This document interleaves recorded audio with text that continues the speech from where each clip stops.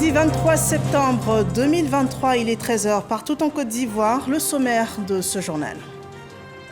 Une allocution à la tribune des Nations Unies. Le vice-président de la République s'est prononcé dans le cadre du débat général de la 78e session ordinaire de l'Assemblée générale de l'ONU. Tiemoko Melie Kone a axé son intervention sur les problématiques mondiales, le climat, l'économie, la santé et la sécurité, avant de présenter les progrès réalisés par la Côte d'Ivoire. L'expérience de la Côte d'Ivoire dans la mise en œuvre effective de la zone de libre-échange commerciale africaine suscite l'intérêt de la République démocratique du Congo, qui souhaite davantage renforcer son expertise en matière de commerce extérieur et la promotion du commerce intra-africain. Développement dans ce 13h. Et puis nous parlerons aussi de l'épisode des inondations qui reste une problématique sur le territoire libyen, avec la cité antique Cyrène qui menace de s'effondrer. Les meurtrières inondations ont atteint les fondations de ce site archéologique grec classé au patrimoine mondial de l'UNESCO.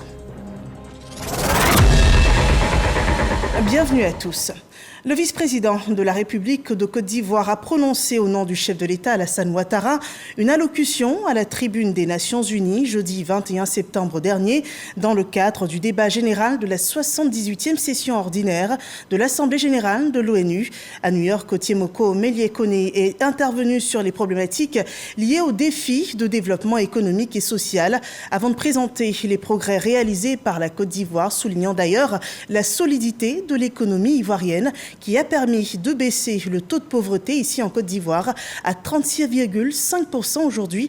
Dans le contexte de crise de grande ampleur que traverse le monde, le vice-président a appelé à retrouver le sens de la solidarité entre les nations. Les grandes lignes de ce discours sont apportées par Viviane Haïma.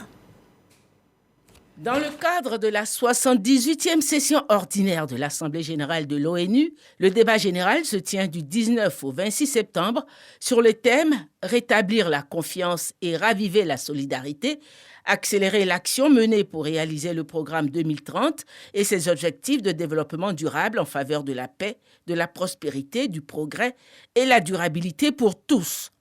Le jeudi 21 septembre, le vice-président de la République, Kone Tiemoko Melie, a prononcé au nom du président de la République Alassane Ouattara une allocution dans le cadre du débat général. Pour rappel, c'est lors de sa 70e session ordinaire qui s'est tenue du 25 au 27 septembre 2015 que l'Assemblée générale de l'ONU avait adopté un programme de développement durable pour transformer le monde en 15 ans, soit à l'horizon 2030, et qui prévoit la réalisation de 17 objectifs de développement durable, ODD, au nombre desquels l'éradication d'ici 2030 de la pauvreté et la faim dans le monde. La 78e session de l'Assemblée générale de l'ONU, qui se tient en cette année 2023, vient de faire un bilan à mi-parcours. À l'heure du bilan, nous devons nous rendre à l'évidence que les ressources attendues pour le financement de cet important agenda manquent à l'appel, notamment pour les pays en développement. Face à ce constat, il nous faut agir vite et faire preuve de solidarité afin que le financement des objectifs de développement durable soit pérenne et prévisible. La noble ambition de l'agenda 2030 ne peut continuer d'être tributaire des dépenses de sécurité qui augmentent d'année en année à travers le monde. Nous devons pour cela, réduire sans délai le coût des conflits qui minent le développement de nos pays en privilégiant la prévention des conflits et les mécanismes de leur règlement pacifique. Dans le même temps, nos gouvernements doivent renforcer la résilience de nos économies afin qu'elles contribuent au financement des ODD. C'est dans cette perspective que la Côte d'Ivoire accueille avec un intérêt tout particulier la proposition du secrétaire général d'un nouvel agenda pour la paix, destiné à repenser nos priorités en matière de préservation et de consolidation de notre sécurité collective. Il est temps que la communauté internationale se mobilise et agisse, afin que les parties au conflit en Ukraine et l'ensemble de leurs partenaires extérieurs s'engagent dans la voie d'un règlement politique de cette guerre, au regard de sa portée, de ses conséquences et des flux financiers qu'elle mobilise. la guerre en Ukraine porte un coup certain au financement de l'agenda des ODD. La lutte contre le terrorisme coûte cher aux pays africains, et particulièrement à la Côte d'Ivoire, qui accueille sur son sol des milliers de réfugiés issus des pays voisins en crise. Ces importantes ressources financières manqueront à coup sûr au financement des dépenses prioritaires des ODD. Cependant, le vice-président de la République a profité de cette tribune mondiale pour présenter les progrès économiques et sociaux de la Côte d'Ivoire sous le leadership du président de la République Alassane Ouattara, ainsi que les avancées démocratiques enregistrées par la Côte d'Ivoire. Sous l'égide du président de la République, la Côte d'Ivoire consolide ses avancées démocratiques. En témoigne notamment le bon déroulement des récentes élections municipales, régionales et sénatoriales que nous venons d'organiser respectivement les 2 et 16 septembre 2023. Ces élections ont vu la participation de toutes les grandes formations politiques du pays et se sont déroulées dans la transparence et dans un climat apaisé, démontrant ainsi la maturité politique du peuple ivoirien. La stabilité, la paix et la démocratie qui règnent en Côte d'Ivoire permettent au président de la République, son Excellence M. Alassane Ouattara, de poursuivre son œuvre de transformation et de modernisation de son pays. Les progrès formidables réalisés par la Côte d'Ivoire dans tous les secteurs ont favorisé les avancées significatives dans la mise en œuvre des ODD. La solidité de l'économie ivoirienne a permis de baisser considérablement le taux de pauvreté, qui se situe aujourd'hui autour de 36% contre 56% en 2011. Ce taux devrait se réduire davantage et descendre à 20% en 2030. Nous faisons tous le même constat. Nos États sont loin d'être dans la position de pouvoir réaliser des ODD d'ici à l'échéance 2030. Le financement de notre agenda du développement nous rappelle l'urgence d'inscrire notre action dans le cadre du multilatéralisme qui est tout indiqué pour aborder les défis globaux du moment. Le débat général de l'ONU est une tribune qui offre l'occasion chaque année aux chefs de délégation venus du monde entier d'exprimer les points de vue de leurs États respectifs sur les grandes questions internationales d'actualité soumises à l'examen de l'Assemblée générale. Autre actualité ici en Côte d'Ivoire, le Conseil d'État s'est prononcé sur les élections locales. Sur les 15 premiers recours, 14 sont jugés infondés et sont par conséquent rejetés. Le dernier dossier est reporté. La délibération est renvoyée à l'audience du 28 septembre prochain. Suivant le point avec Moussa Konaté. Contentieux électoral municipal et régional. Pour sa première audience de délibération, le Conseil d'État a examiné 15 dossiers. 15 requêtes formulées contre des élus lors du scrutin du 2 septembre dernier.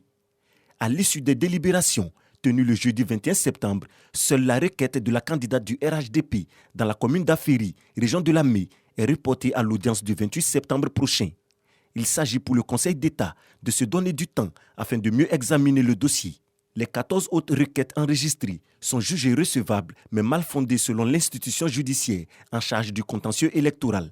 Il s'agit de 8 requêtes pour les communes que sont Bérébi, Sassandra, Ayamé, Worof, Kounaïri avec 2 requêtes formulées, Adzoupi et Man, et 6 pour les régions, à savoir le Tonkpi, la Nawa, les Grands Ponts avec 2 requêtes formulées, l'Indéni-Douablin et le Cavali. Notons que la prochaine audience de délibération dans le cadre du contentieux électoral par le Conseil d'État est prévue le mardi 26 septembre. La séance portera sur l'examen de 16 requêtes formulées par des candidats à l'élection couplée municipale et régionale du 2 septembre dernier. Les nations africaines travaillent à renforcer leur coopération économique. La Côte d'Ivoire apporte son expertise à la République démocratique du Congo en matière de commerce extérieur et de promotion du commerce intra-africain. Les ministres en charge du commerce et de l'industrie et des PME des 2 pays ont échangé à cet effet. Développement avec Juliette Ouya. La République démocratique du Congo s'inspire du modèle ivoirien pour la mise en œuvre de la zone de libre-échange continentale africaine, la ZLECAf. La Côte d'Ivoire est l'un des premiers signataires de ce projet économique en mars 2018. En marge donc du 9e Forum des affaires internationales Makutano, ouvert à Abidjan, une délégation congolaise conduite par son ministre du Commerce extérieur, Lucien Boussa, a rencontré le ministre ivoirien du Commerce, de l'Industrie, des petites et moyennes entreprises, Souleymane Diarra-Souba. Les deux parties veulent renforcer leurs échanges commerciaux. Je me félicite du renforcement et de coopération entre nos deux pays, et également de la vision commune que nous avons d'intensifier le commerce intra-africain. Parce que c'est ce qui permettra à notre continent d'être développé, et ce à travers l'agenda 2063, c'est-à-dire avoir l'Afrique que nous souhaitons, qu'elle soit prospère et qu'elle soit également en paix, et que l'Afrique puisse consommer les produits en fait, qui sont transformés localement, et que notre continent puisse encore plus peser dans le commerce international. De mon côté, j'ai décidé aussi d'envoyer 2 missions ici, en Côte d'Ivoire. L'une pour un partage d'expérience dans la mise en œuvre de la ZLECAf. L'autre pour que nos 2 outils de promotion d'exportation, Côte d'Ivoire Export et Agence nationale de promotion d'exportation de la RDC, puissent se mettre ensemble pour que nous passions du discours à la réalité, de sorte à identifier le produit pour lequel la RDC a besoin, mais la Côte d'Ivoire produit de manière compétitive, mais aussi des produits pour lesquels la Côte d'Ivoire a besoin, que la RDC produit. Les échanges commerciaux entre la Côte d'Ivoire et la République démocratique du Congo sont estimés à 7,2 milliards de francs CFA en 2022. Et nous parlons à présent de la coopération économique entre la Côte d'Ivoire et l'Union européenne. Après Bruxelles, l'année dernière, le comité conjoint de l'accord de partenariat économique se réunira en octobre à Abidjan. Une 6e rencontre qui devrait apporter des solutions au secteur privé ivoirien pour plus de dynamisme. Et avant cela, la Commission nationale fait le point de l'exécution des décisions antérieures. Souleymane Donissongou et Franck Quadio. Après Bruxelles en 2021, le comité conjoint de l'accord de partenariat économique Côte d'Ivoire-Union européenne est à Grand-Bassam. Une quarantaine de participants sont alors mobilisés pour cette rencontre en prélude à la 6e réunion d'octobre prochain. Le comité conjoint, c'est en fait des échanges que nous avons avec la partie Union européenne par rapport aux avancées que nous notons dans le processus de conduite des APE. Aux côtés du patronat et autres acteurs actifs, la Confédération générale des entreprises de Côte d'Ivoire, CGECI, accorde une importance majeure à ces assises à venir. C'est une opportunité pour les entreprises de participer donc à cette préparation, étant entendu que cet accord de préférence, qui est l'accord de partenariat économique intérimaire, qui a été signé entre la Côte d'Ivoire et l'Union européenne, intéresse les entreprises. Il s'agit d'une offre d'accès qui facilite l'entrée des produits sur le marché ivoirien. Le gouvernement entend soutenir et compter sur le secteur privé qui demeure le partenaire idéal. Il s'agit pour nous de rassurer le secteur privé, puisque cet accord que nous faisons principalement, c'est pour élargir le marché des entreprises qui sont installées en Côte d'Ivoire. Faire en sorte que non seulement nous ayons accès sur le marché de l'Union européenne, mais aussi que nous préservions notre marché au niveau régional. Ce sera avec joie que Madame la ministre d'État, ministre des Affaires étrangères, de l'intégration africaine et de la diaspora, elle-même va donc recevoir la délégation européenne qui viendra ici en Côte d'Ivoire. Ces travaux de concertation se déroulent sur 2 jours en plénière. Le secteur de la santé publique ivoirien entame ce samedi la 2e journée de vaccination contre la poliomyélite. La cible, les enfants de 0 à 5 ans dans les 113 districts sanitaires du pays. Une campagne nationale de 4 jours qui s'achève lundi. Et les enjeux et objectifs de cette opération ont été déclinés dans la ville d'Alépé. On le voit dans ce élément rapporté par Didier Nguessa. 1 et 2 gouttes. Ces enfants sont ainsi vaccinés contre la poliomyélite. Ces mères de la commune d'Alépé sont mobilisées pour protéger leurs enfants contre cette maladie invalidante.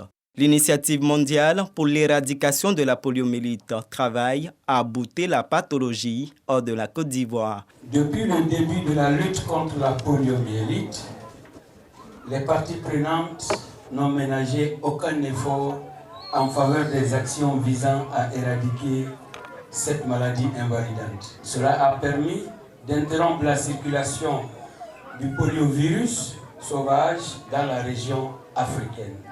Ces flambées, bien que rares, se développent dans des communautés où les enfants sont insuffisamment vaccinés ou pas du tout vaccinés. 6 700 000 enfants vont recevoir durant 4 jours leur dose de vaccin. Cette campagne a pour objectif de renforcer la protection de 6 702 761 enfants âgés de 0 à 5 ans sur toute l'étendue du territoire national.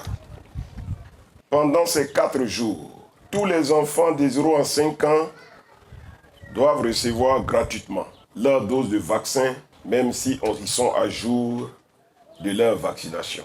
L'Organisation mondiale de la santé a détecté une épidémie de poliovirus dans la région africaine, dont la Côte d'Ivoire. Cette campagne nationale permettra d'immuniser le plus grand nombre d'enfants. Une action citoyenne nous conduit dans la ville de Bouaké. Une journée d'entretien et d'assainissement est initiée par la section régionale de Bouaké de l'association des élèves et étudiants musulmans de Côte d'Ivoire. Leur motivation est rapportée par Soro Corona. Prier et assainir la dernière demeure de tout individu sur terre. Tel est l'objectif de la journée de nettoyage et de bénédiction aux défunts. Une activité initiée par le secrétariat régional de Bouaké de l'association des élèves et étudiants musulmans de Côte d'Ivoire. Il est coutume pour l'AEMC de venir honorer nos défunts, nettoyer les demeures afin d'avoir la grâce divine. Donc nous avons choisi de venir ici afin d'être utile pour la communauté et également être utile pour nos défunts. Ici, c'est du factuel. Nous autres, ça peut être demain, ça peut être dans 10 ans, ça peut être dans 20 ans, nous serons là aussi. Donc venir les saluer, nettoyer la tombe, vraiment c'est un acte recommandé par notre prophète Mohammed alayhi salam. Donc on ne pouvait pas rester en dehors de cette action-là. Action empreinte de signification pour les membres de cette association pour qui les défunts méritent d'être au centre des pensées des vivants. Inviter des personnes à venir en fait au cimetière, ça nous permet de nous remémorer, de savoir qu'on ne sera pas éternellement en fait dans la vie. Et il faut savoir se rapprocher des morts pour savoir qu'un jour on quittera cette vie-là qui n'est que éphémère en fait. La section régionale de l'AMCI invite la communauté musulmane ivoirienne et celle de la région du Bouaké à s'approprier cette initiative qui se tiendra chaque semestre. Le système scolaire a fait sa rentrée depuis le 11 septembre dernier. Constat d'effectivité, certains établissements sont un peu à la traîne dans la région de Bouaké. Les raisons évoquées sont l'insalubrité ou encore le manque d'entretien des infrastructures scolaires. Le constat de Boubacar Silla et Kader Sogodogo. Le 11 septembre 2023, l'école retrouvait ses droits en Côte d'Ivoire après 2 mois de vacances scolaires. Dans la plupart des établissements de la région de Bouaké, broussailles, arbres, rongeurs, reptiles et bétail donnent l'impression de se retrouver dans des parcs animaliers. Les parents ne nettoient plus les écoles parce qu'ils disent que le gouvernement envoie de l'argent pour nettoyer la surface scolaire. Qu'en est-il de l'état de salubrité dans ces écoles? Que disent les responsables du comité de gestion des établissements scolaires, COGES? Nous n'avons pas de subvention ni d'aide. Cela nous cause beaucoup de problèmes. Nous ne savons même pas où commencer. Au lycée moderne Paul Akoto Yao de Sakassou, les responsables mettent en place une stratégie pour l'entretien de la cour. Nous allons, au niveau de chaque bâtiment, demander aux élèves de s'occuper de l'entretien du bâtiment, de l'arrière du bâtiment et de la devanture. Quant au groupe scolaire Sakassou Centre, les bâtiments sont dans un état de dégradation avancée. C'est un groupe scolaire depuis 1952. La toiture a vraiment pris un coup. Donc tous les plafonds sont hors d'usage. La traversée par les motocyclistes, cette école a besoin d'une clôture. On a aussi besoin d'électricité. Aussi, on a besoin d'adduction d'eau potable. À l'école primaire publique Yablassou 1, autre établissement du département de Sakassou, les herbes ont envahi une bonne partie de l'école. Les écoliers sont sollicités pour l'entretien des lieux sous le regard vigilant des enseignants. Dans les caisses de notre COGES, il n'y a pas d'argent. On ne peut pas utiliser des contractuels pour venir faire ce travail. Raison pour laquelle on a demandé la contribution des enfants. Parce que nous trouvons à côté d'un bas-fond. Les enfants qui se promenaient ont vu un reptile qu'on a abattu. Autre constat, les toilettes. Dans la plupart des établissements primaires et secondaires visités, les toilettes ne sont plus fonctionnelles. Situation obligeant les apprenants à aller se soulager dans la broussaille, avec tous les risques que cela comporte. Les toilettes sont sales. Si tu rentres là, tu vas tomber malade. Donc je ne rentre pas là-bas, je viens de me soulager. Soyons des citoyens responsables pour une école de qualité. C'est le thème de la rentrée scolaire 2023-2024. Voilà, un cri de cœur pour les écoles de la région de Bekaa, espérant qu'une solution rapide soit vite trouvée afin que l'école reprenne effectivement dans cette région. La rentrée universitaire, elle est prévue pour le 2 octobre prochain et l'université de Bondoukou ouvrira ses portes pour la première fois à cette rentrée.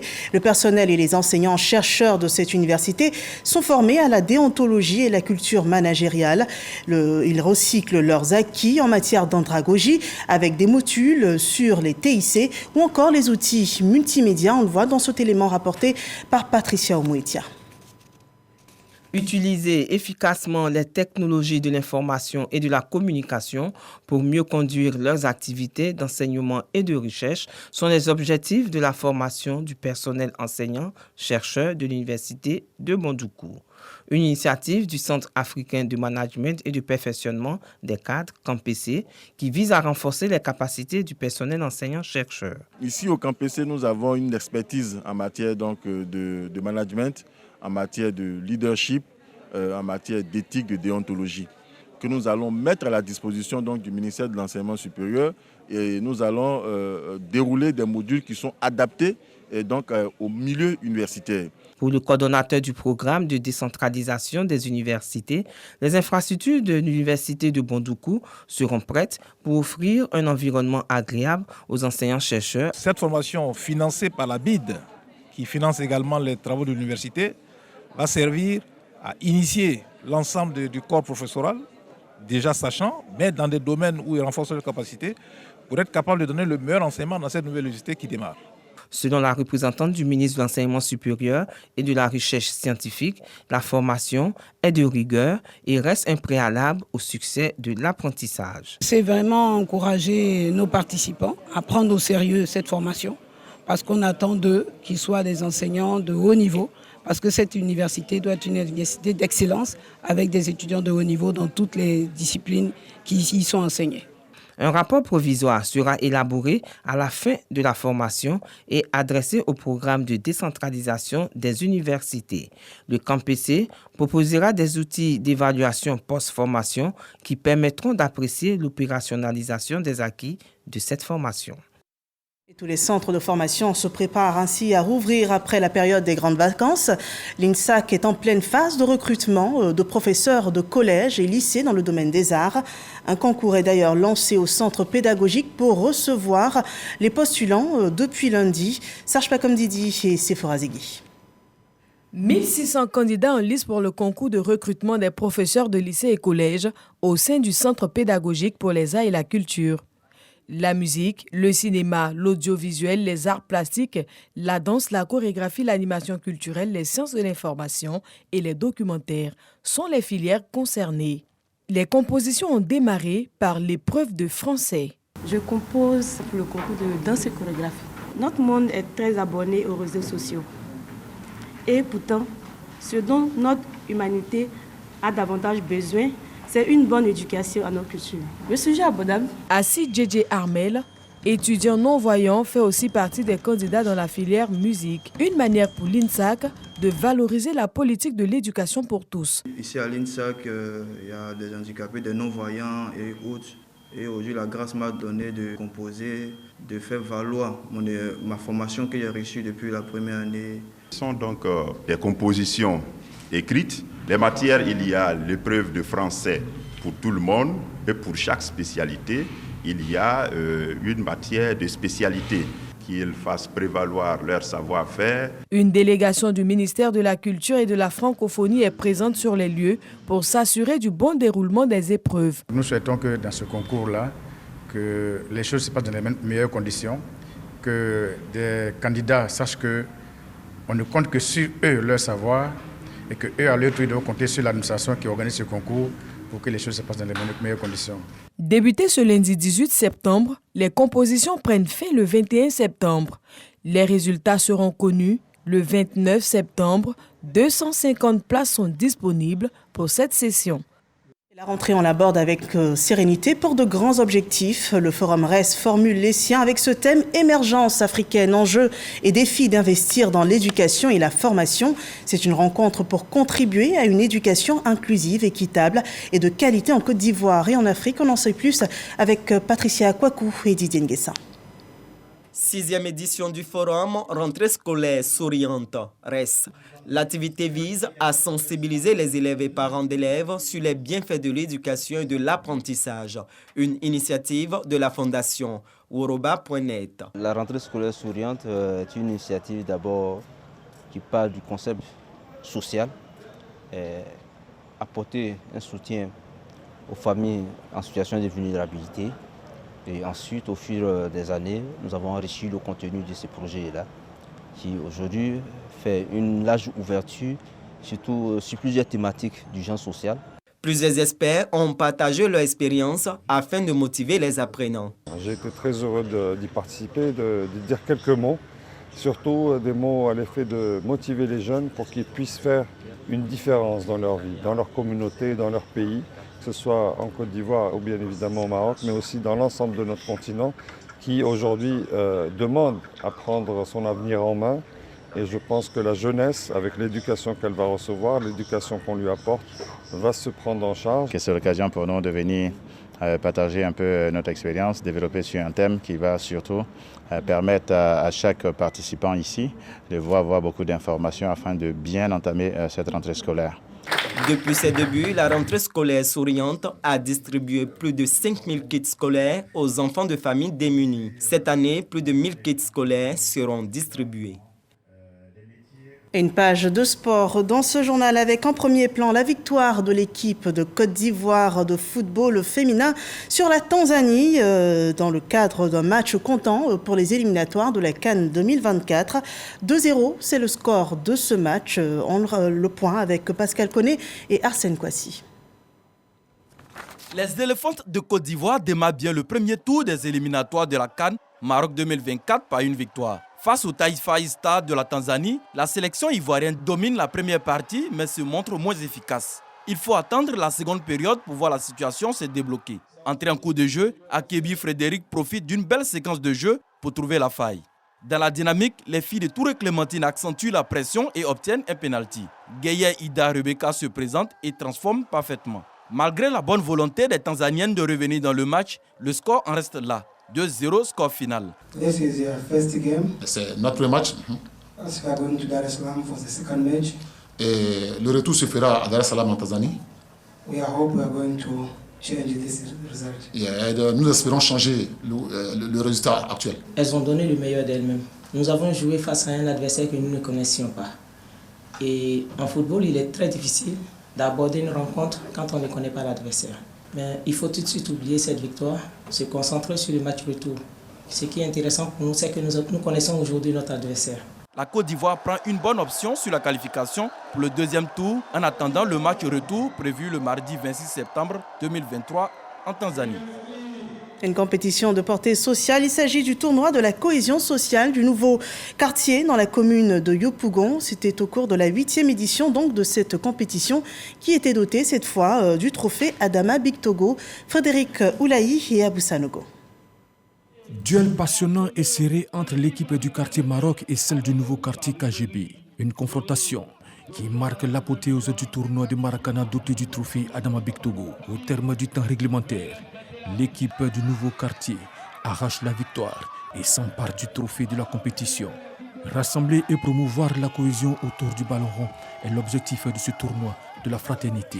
Il faut multiplier ce genre de tournois, il faut faire participer davantage de jeunes, davantage de quartiers pour créer vraiment une inclusivité afin que Yopougon, qui est la plus grande commune de Côte d'Ivoire, joue son rôle de locomotive.